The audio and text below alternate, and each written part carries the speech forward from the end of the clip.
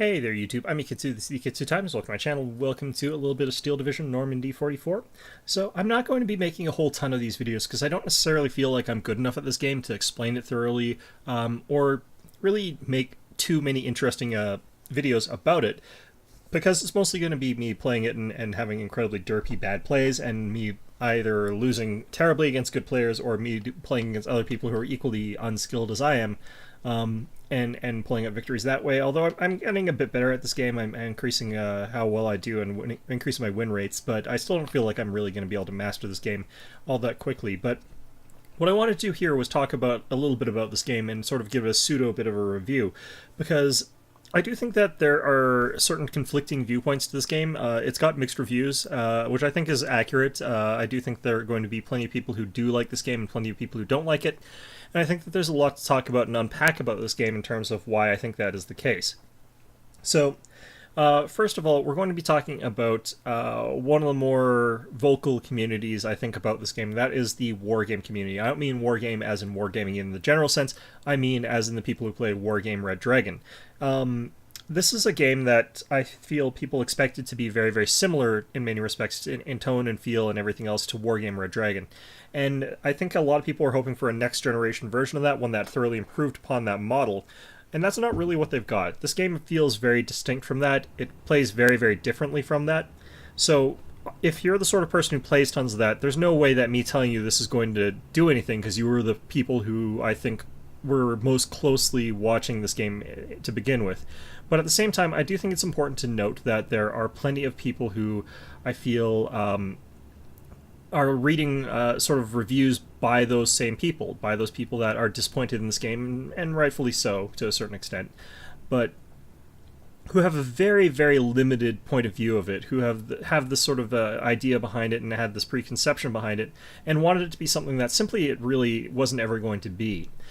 Now, I think that if you're reading a viewpoint that has that sort of very, very centered and focused idea behind it, and so on and so forth, those are still valuable. They're still able to put in lots of valuable input. They're still able to tell you a lot of useful information about the game, but they're not necessarily going to be able to put in a good judgment about the game in that sort of sense of figuring out whether or not the game is right for you or not. Because they're coming at it from a very, very specific angle. Most people have not put in like hundreds and hundreds of hours of Wargame Red Dragon like they have, and they're coming at it from therefore a very unique perspective that's going to be useful to them and to a large community of people like them, but not going to be useful, for example, to someone like me who doesn't actually like that game all that much. I do think it's fun, I do think it's okay, but I just cannot get into it. And this brings me to the point that I want to talk about for the next group of people.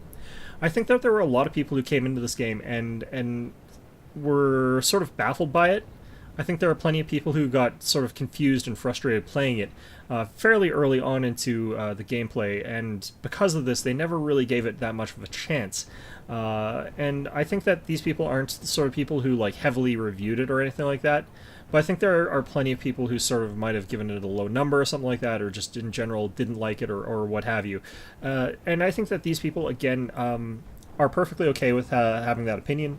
There's nothing in particular wrong with thinking that particular way, but the thing that you have to remember about this sort of game is that, you know, it actually is not as difficult as it at first seems. Now, there are plenty of games that are extremely, extremely difficult. Wargame, for me, I cannot figure it out. I've played like hundreds of or like 100 games of it. I haven't played hundreds.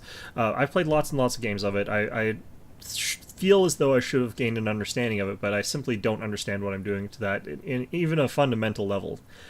And I think that that is, you know, just because it's a more complex, more intricate, difficult game, and the tactics and strategy just don't mesh with my personal style. This game, I feel like it sort of clicked quite quickly for me, and I feel like it's the sort of one where like anyone could learn how to play this game fairly competently pretty damn quickly. It's not actually that difficult a game to learn the basics of.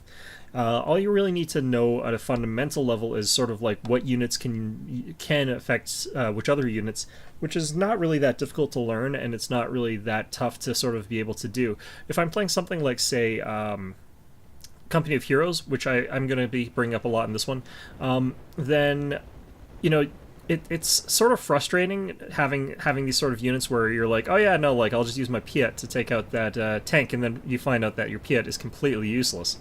Whereas into this game, to a certain extent, it's very clear and transparent as to which units are going to be effective against which units and in which contexts, to a much greater extent than it is in that game. And also, like, it's not as bad as, like, say, Wargame, where if I'm running around with a bunch of ATGMs, I can just, like, one-shot a million tanks, and it's sort of, like, difficult to sort of counteract that. You know, if someone's running around with lots and lots of ATGMs in that, then it really is, there's just no safe ground for tanks, even like hundreds of miles away from like your tanks. But yeah, I think that this game strikes a good balance between units performing the way you want them to, and units also being able to sort of clearly work in the way you want them to, with some clarity to it. There are some exceptions to that, but you know, we can sort of get into that as we go along. Now, why am I bringing up Company of Heroes 2? Well, to a great extent, I feel that this game is much more comparable to Company of Heroes 2 than it is to something like Wargame. And I think actually, because of this, I would actually say that this game benefits best from trying to use that sort of crowd. If you're the sort of person who really liked Company of Heroes 2, but certain things about it irked you, then this is actually a very good evolution into that, being as well also a World War II themed game. You know, this one I feel like fixes a lot of the problems I had with Company of Heroes 2. For example, in Company of Heroes 2, I had a lot of trouble with the fact that they mixed 1999 or 1919. Yeah, right, 1999. 1944 models of vehicles and stuff like that, and had them facing off against 19.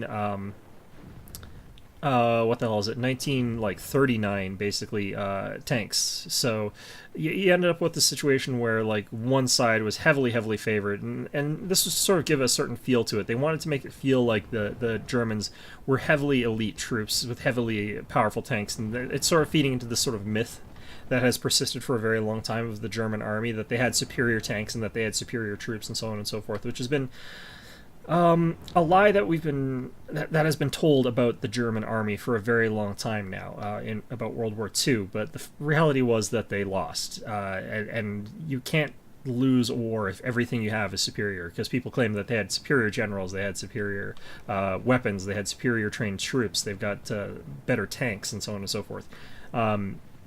If all that was true, then they simply wouldn't have lost the war. But instead, you do see that they did indeed lose the war. And this partly was because a lot of the Allied stuff was not that inferior. But that's sort of going off on a tangent of my pet peeves about World War themed games. So what exactly is it that this game does better? Well, it feels more authentic. It's not realistic. And a pretty clear example of that would be this Ram 2. Now, the Ram 2 was a tank that existed, but it was only used for training purposes by the Canadian Army. So this particular conversion of the Sherman wouldn't have existed in the actual battlefield. Now, the fact that it does perform kind of like a Sherman M4A3 without the high explosive shells means that it's not really that different.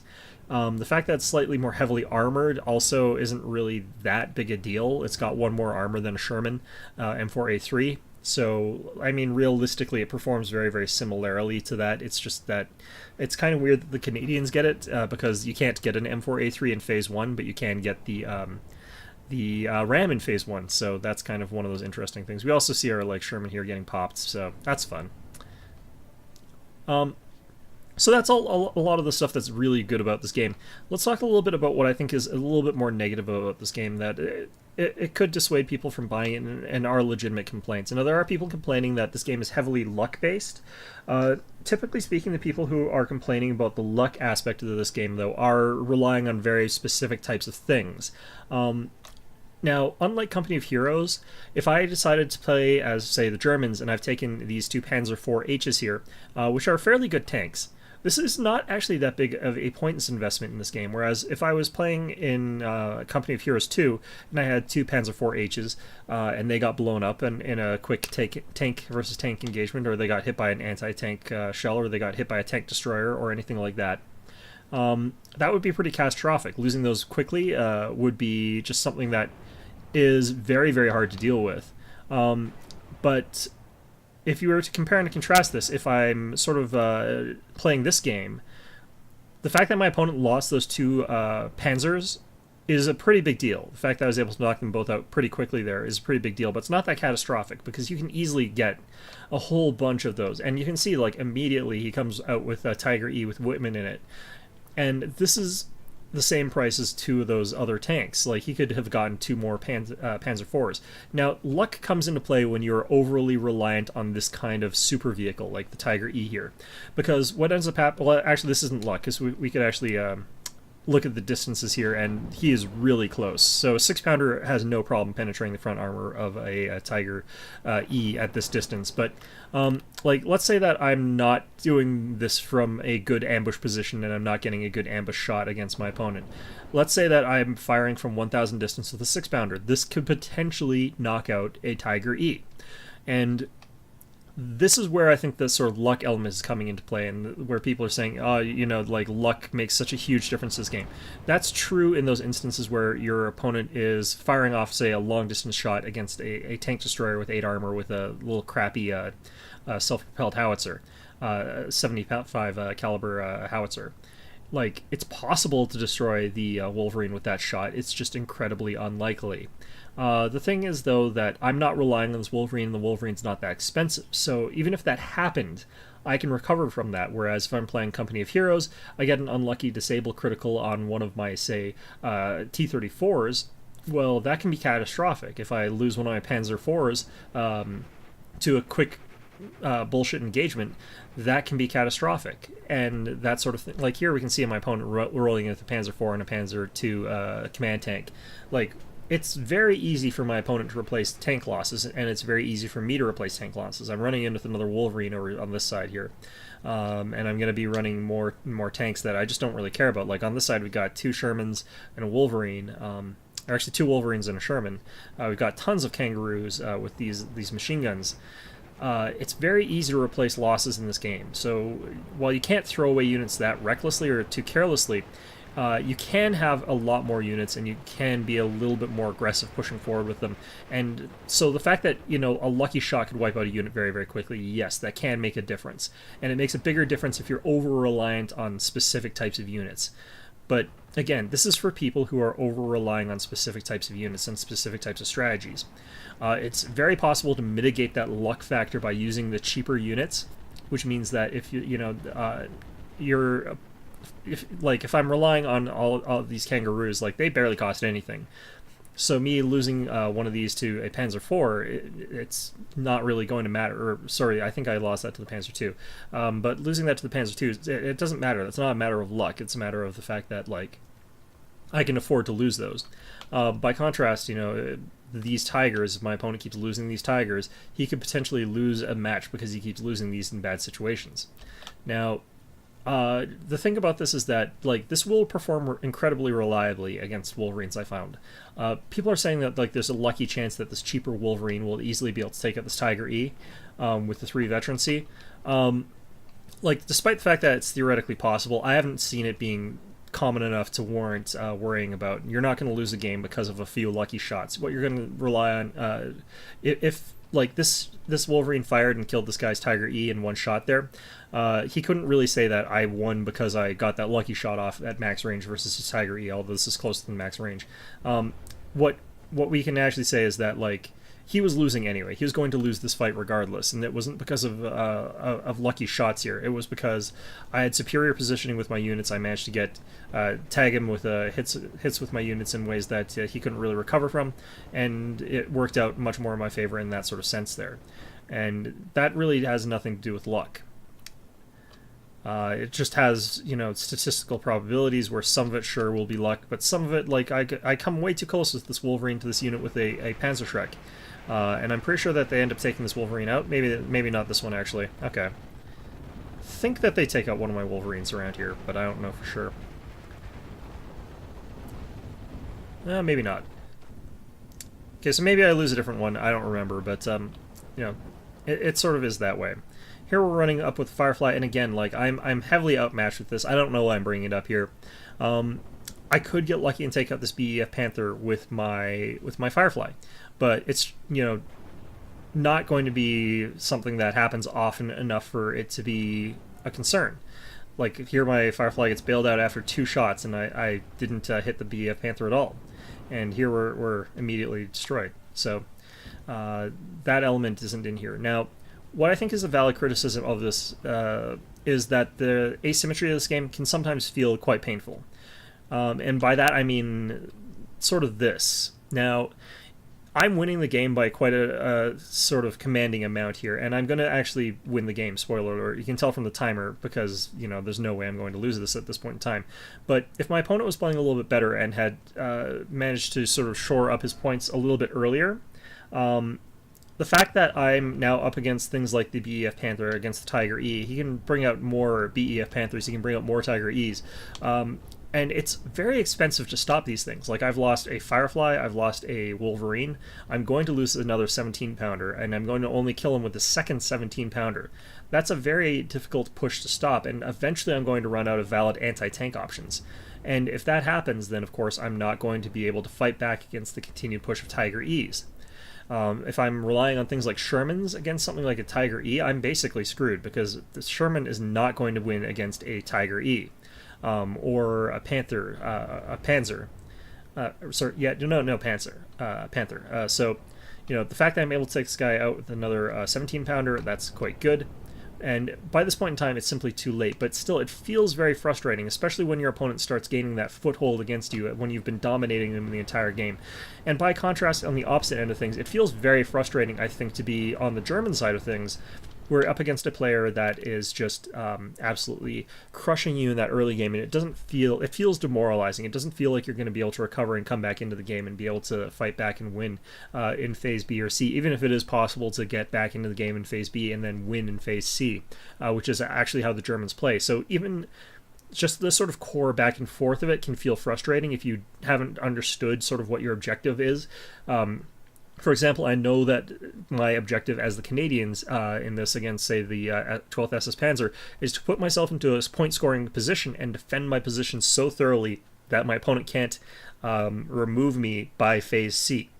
And if I'm able to do this, then I'm going to be able to get enough points that even if he does start pushing me back, if I can hold on long enough into Phase C, and if I can avoid falling back too far in Phase C, then even if he does start rolling over me with a wave of Panthers, I'll still be able to time him out and win.